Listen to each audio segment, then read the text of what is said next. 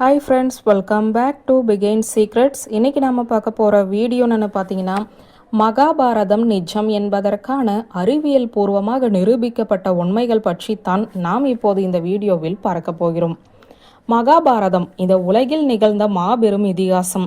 வாழ்வியலின் சாராம்சத்தை துளியும் குறைவில்லாது தோய்வில்லாது புகட்டிய வரலாற்று காவியம்.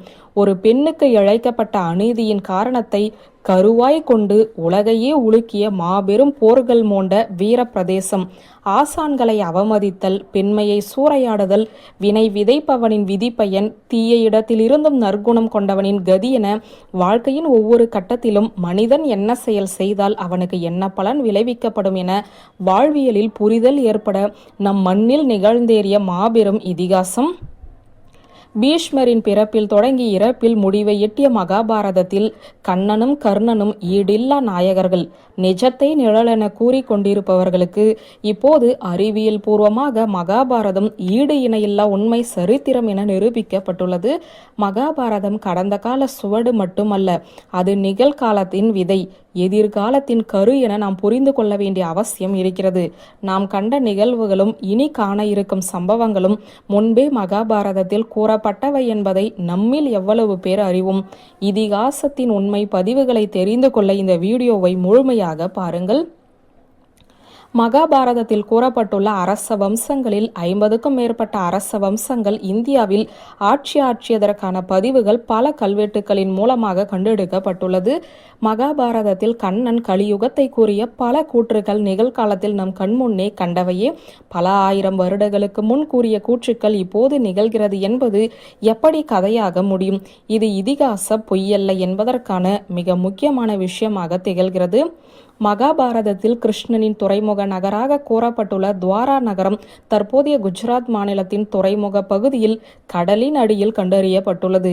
இதிகாசத்தில் கூறியவாறே அந்த துறைமுக நகரில் கோட்டைகளும் படகு நிறுத்தும் பகுதிகளும் இருக்கின்றன என கண்டுபிடிக்கப்பட்டுள்ளது. இதிகாசத்தில் கூறப்பட்டுள்ளதைப் போலவே துவாரா நகரம் ஒரு இயற்கை சீற்றத்தின் காரணமாக கடலில் ஏற்பட்ட கொந்தளிப்பில் கடலினுள் மூழ்கிவிட்டது. இந்த சம்பவம் மகாபாரதத்திலுமே குறிப்பிடப்பட்டுள்ளது. மகாபாரதத்தில் கூறப்பட்டுள்ள பண்டைய காலத்து நகரங்களில் 35க்கும் மேற்பட்ட நகரங்கள் தற்போதைய இந்தியாவில் உள்ளது என அகழ்வாராய்ச்சியாளர்களால் கண்டறியப்பட்டுள்ளது.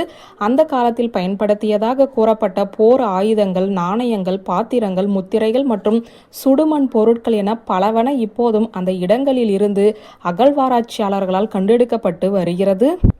ஸ்ரீ கிருஷ்ணரின் மகாஸ்தான வம்சாவளியில் இருந்து வந்த 138வது அரசன்தான் சந்திரகுப்தா மயூரியா என வரலாற்று கூறுகளுமே சொல்கிறது.